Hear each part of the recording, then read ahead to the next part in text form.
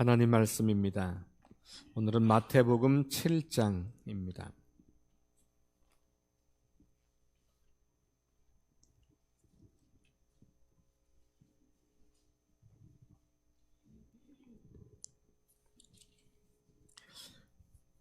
마태복음 7장 15절부터 27절까지.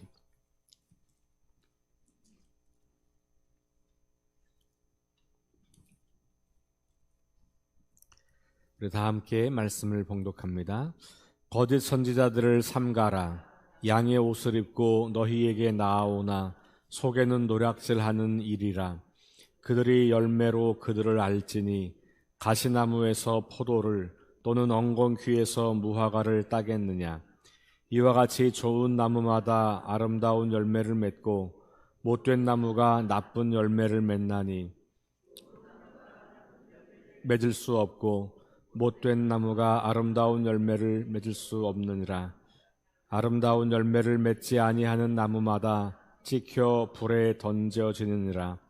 이러므로 그들의 열매로 그들을 알리라.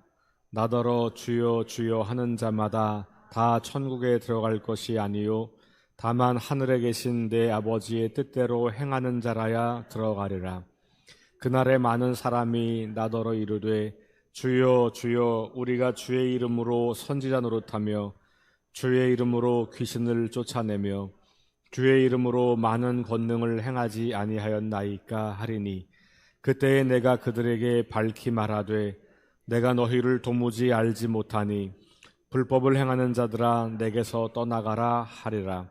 그러므로 누구든지 나의 이 말을 듣고 행하는 자는 그 집을 반석 위에 지은 지혜로운 사람 같으리니 비가 내리고 창수가 나고 바람이 불어 그 집에 부딪히되 무너지지 아니하나니 이는 주초를 반석 위에 놓은 까닭이요 나의 이 말을 듣고 행하지 아니하는 자는 그 집을 모래 위에 지은 어리석은 사람 같으리니 비가 내리고 창수가 나고 바람이 불어 그 집에 부딪힘에 무너져 그 무너짐이 심하니라. 아멘. 어제와 오늘 말씀은 예수님께서 가르치신 산상설교의 말씀이죠. 어제 말씀은 산상설교 가운데서 특별히 기도에 관한 가르침 중에서 또 압축해서 주님의 기도, 또 그 부분에서 첫 번째 단락인 하나님에 대한 기도, 이것을 살펴보았습니다. 기도 그러면 우리는 우리 삶의 어떤 모습들은 없고 우리가 하는 말의 행위라고 생각하기가 쉽습니다. 그러나 제가 어제 설교도 말씀드렸던 것처럼 우리가 그렇게 기도한다는 것은 그렇게 산다는 것을 전제하는 겁니다. 그러니까 나는 가만히 있고 하나님이 다 알아서 해주세요 이런 이야기가 아니고 제가 이런 믿음으로 살아가겠습니다라고 하는 고백이기도 한 것이죠. 그러니까 하나님의 이름이 거룩히 여김을 받기를 원합니다. 이런 기도는 제 삶으로 하나님의 이름이 거룩하게 될 수 있도록 그렇게 애쓰겠습니다 라고 하는 고백과 결단이 그 기도에는 포함되어 있는 겁니다. 그러니까 기도라고 하는 것조차도 우리의 삶에 연결되는 지점이 반드시 있는 것이다는 거죠. 그렇게 본다면 우리의 신앙생활, 종교활동, 이 모든 것들은 믿음이라고 말할 수도 있겠고 이 모든 것들은 결국은 우리의 삶과는 분리할 수 없는 것들인 거죠. 우리의 신앙생활이 교회에서만 이루어지거나 입으로만 이루어지거나 예수 믿는 사람들 안에서만 이루어지거나 이런 건 아니라는 겁니다. 우리의 일상생활에서 어떻게 어떤 모습으로 나타나느냐가 우리의 믿음이고 그것이 우리의 기도이고 그것이 우리의 신앙이다 라고 볼 수 있겠죠. 그래서 기도도 그런 것인데 특별히 산상설교는 꼭 기도를 가르치는 본문을 제외하면 그냥 읽어도 이렇게 살아라 라는 이야기예요. 그렇죠. 예수님께서 말씀하시는 그 말씀이 너희는 이렇게 믿어라가 아니라 이렇게 살아라 그런 이야기예요. 근데 이렇게 살아라 그런 이야기가 너희가 그런 믿음으로 살라는 거예요. 그러니까 믿음과 삶은 애초부터 떼어낼 수가 없는 것인 거죠. 그렇게 믿으면 그렇게 사는 거죠. 그러니까 믿음이라고 하는 것과 삶을 분리하는 것이 우리에게 굉장히 큰 문제를 야기하는 것입니다. 말하는 것과 행동하는 것이 같지 않은 것이 우리의 믿음이 바깥으로 드러나지 못하는 이유이기도 한 것이죠.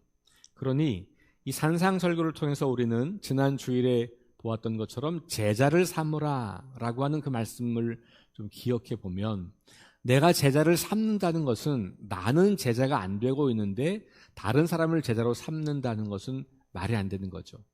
그러니까 너희가 가서 가르치고 세례를 베풀고 그리고 제자를 삼으라라고 하는 말 속에는 내가 먼저 그런 삶을 살아가는 과정이 다 반영이 되어 있는 겁니다. 그걸 전제하니까 내가 제자로 삼을 수 있는 겁니다. 한국교회 제자 훈련이 엄청나게 유행할 때가 있었어요. 제가 유행이라고 하는 말을 쓰는 이유는 지금은 그때처럼 그렇게 제자 훈련을 많이 하지 않기 때문에 그래요. 그러니까 한때 80년대, 90년대 한국교회 웬만한 교회들은 다 제자 훈련을 했습니다. 물론 지금도 제자 훈련을 열심히 하는 교회들이 있습니다. 그런데 이제 그 전반적인 분위기로 보면 그것이 많이 죽었고, 더군다나 그동안 해왔던 제자 훈련이 실패했다는 평가들이 굉장히 많습니다. 그 제자 훈련의 실패라고 하는 것, 혹은 제자 훈련이 쫙 올라가다가 멈춰진 여러 가지 요인이 있겠지만, 저는 제자가 되지 않는데 제자를 삼으려고 했던 데서 찾습니다. 그러니까 제자 훈련을 시켜주는 사람이 계속 제자로 성장하는 건 보이지 않는데 자꾸 누군가를 제자로 만드는 거예요. 근데 그 제자를 만드는 것이 거의 대부분 90% 이상이, 아니 95% 이상이 그냥 이론을 공부하는 거였습니다. 성경을 공부하고 그리고 그 성경의 내용을 가지고 잘 쓰여진 교재를 공부하고, 그래서 몇 주간의 과정을 마치면 제자 훈련이 끝났고 그러면 제자가 됐다고 우리는 착각을 한 거죠. 그리고 그걸 가지고 사용했던 목회자나 혹은 성도 리더들도 계속 본인은 제자로 성장하지 않으면서 다른 사람들을 가르쳐서 교재를 떼면 제자가 되는 거라고 생각을 한 거예요. 제가 무슨 말씀을 드리냐 하면, 우리 그리스도인들의 삶에서 내가 계속해서 주님을 닮아가고 내가 계속해서 주님께서 말씀하신 것들을 삶의 방식으로 전환하는 연습을 제자 훈련에 포함시키지 않았다는 겁니다. 그리고 많은 섬김의 내용을 교회 안으로 국한시켰어요. 그래서 제자 훈련을 받으면 교회에서 열심히 봉사하는 사람은 되지만 일상의 삶에서 능력 있는 그리스도인으로는 잘 나타나지 않는 것이죠. 제자 훈련으로 교회가 성장했지만 일상의 삶에서는 차이가 없는 그런 모습들이 사실 우리가 보고 있는 안타까움이라고 저는 생각해요. 그것이 다는 아니겠지만 굉장히 중요한 이유가 아니겠는가. 그러니까 제자가 된다는 것 자체는 내가 제자가 되는 것이 우선인 거죠. 남들을 제자로 만드는 것은 내가 제자가 되는 걸 통해서 가능한 일이에요. 그러니까 코치가 수영을 안 하면서 이론으로만 가르치면, 실기를 가르쳐주지 않으면, 실기를 할 수 있는 능력이 없으면 우리가 그분을 좋은 코치라고 할 수가 없잖아요. 그런 것처럼 제자가 된다는 건 그런 거다. 여러분, 이 산상설교는 예수님께서 우리에게 제자는 어떻게 사는 거냐라고 하는 실제를 보여주시는 거예요. 그리고 그렇게 살라고 우리에게 말씀하시는 거죠. 우리가 지금 고난주간 예수님을 기억하고 예수님께서 우리를 위해 죽으셨다고 하는 그 사실만 바라보는 게 아니라 그렇게 살아가셨던 주님의 삶을 본받고 배우는 거죠. 그래서 예수님은 우리 믿음의 주로 고백하는 하나님 예배의 대상이기도 하지만 우리가 따라가야 할 삶의 모범이기도 한 거죠. 그런 의미에서 오늘 이 산상설교의 결론부의 말씀은 굉장히 중요한 말씀입니다. 되겠죠. 여러 가르침을 가르치고 난 다음에 이제 산상설교의 마지막 부분에 와서 몇 가지 비유를 들어서 설교를 정리하고 있습니다. 오늘 읽은 말씀 앞부분에 가면 13절부터 그 결론부가 시작되는데 13절, 14절 좁은 문, 넓은 문, 생명으로 인도하는 문, 뭐 이런 표현들이 등장하지요. 그 다음에 오늘 읽은 15절부터 20절까지는 거짓 선지자라는 표현이 나오면서 동시에 좋은 열매를 맺는 나무, 나쁜 열매를 맺는 나무 이런 비유가 나오고요. 그리고 그 뒤에 넘어가면 또 거짓 선지자가 어떤 능력을 행하는 이야기가 나오는 부분이 또 있고, 그리고 다시 24절부터 넘어가면 이제 집을 짓는 비유. 그래서 반석 위에 집을 짓는 사람과 모래 위에 집을 짓는 사람의 비유를 들려주면서 여기 13절부터 시작되는 모든 마지막 부분에 나오는 이 비유의 이야기들의 핵심은 동일합니다. 그건 뭐냐 하면 행함이 중요하다는 거예요. 믿음이 중요하다고 말하지 않습니다. 예수님께서는 산상설교를 다 하시고 마지막 결론에서 너희가 이렇게 들었느냐? 그것을 믿어라 이렇게 말씀하지 않으시고요. 너희가 이걸 들었느냐? 그러면 그렇게 살아라 이렇게 말씀하시는 거예요. 그렇게 사는 게 믿음인 거예요. 그러니까 믿음과 삶은 나눌 수 있는 게 아니라는 거죠. 근데 우리의 인식 속에는 이게 너무 많이 나뉘어져 있어요. 믿으면 돼라고 하는 게 너무 강한 거죠. 그냥 믿기만 하면 돼 이런 표현을 우리는 자주 쓴단 말이에요. 그리고 오랫동안 구원은 믿음으로 받는 거기 때문에 믿기만 하면 다 되는 거야. 행함 그거는 그냥 좀 못해도 괜찮아. 이런 식의 이야기를 많이 듣기도 했고 그렇게 이해를 하기도 했던 것 같아요. 그러나 예수님의 말씀을 읽으면 읽을수록 저는 예수님은 그렇게 말씀하신 적이 단 한 번도 없는 것 같아요. 오히려 예수님은 너희는 이렇게 살아 이런 이야기를 훨씬 더 많이 하셨죠. 예수님의 직접 목소리로 너희가 믿어라라는 말은 제 기억으로 한두 번밖에 없어요. 물론 믿음이 적은 자들아 이런 표현은 좀 있죠. 제자들을 책망하실 때. 그러나 거의 대부분 예수님은 너희는 이렇게 하라 라고 하는 말씀을 하고 계세요. 근데 믿으면 된다라고 하는 이야기는 사실 바울이 하는 이야기예요. 그러나 바울이 그 이야기를 할 때조차도 바울이 그러면 행함을 없는 믿음을 이야기했냐?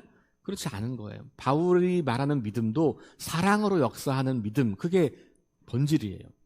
그러니까 믿음이 사랑으로 작동되지 않는다면, 다시 말하면 사랑으로 나타나는 믿음이 아니라면 그 믿음은 헛것이다 라는 거예요.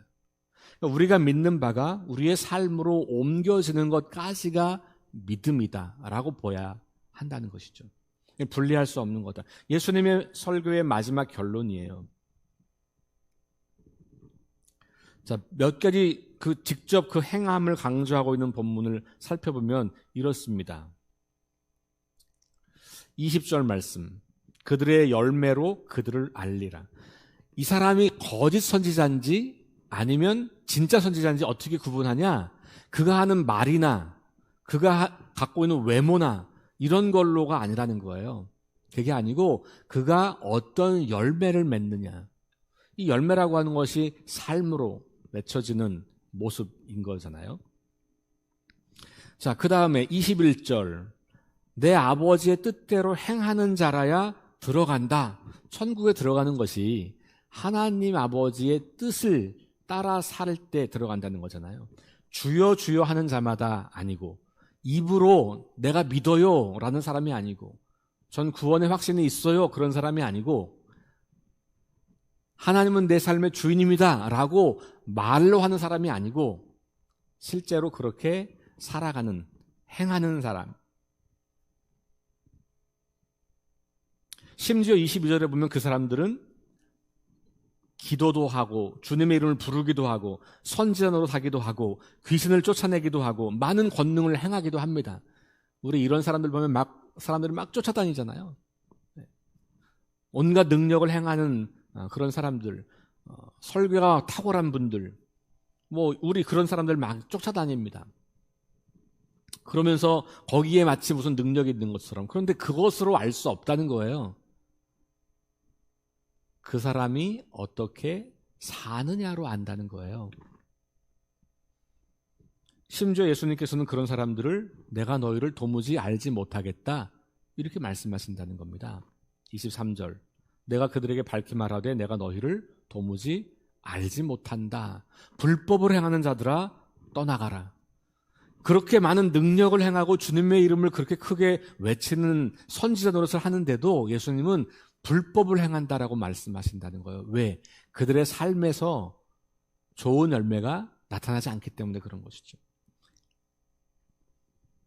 그래서 다시 24절 그러므로 행하는 자는 이렇게 나왔죠. 나의 이 말을 듣고 행하는 자는 지혜로운 사람 같다. 그러면서 계속해서 행함을 강조하고 있는 겁니다. 자, 저와 여러분들이 예수님을 믿음의 주요 또 우리를 구원하시는 구원자로 고백하는 것은 지극히 당연하고 정상적이고 바람직한 현상이죠. 당연히 그것은 우리에게 있어야 하는 겁니다. 그게 우리 믿음의 출발이니까 그런 겁니다. 그런데 그 믿음의 출발이지 믿음의 완성이 그건 아닌 거예요.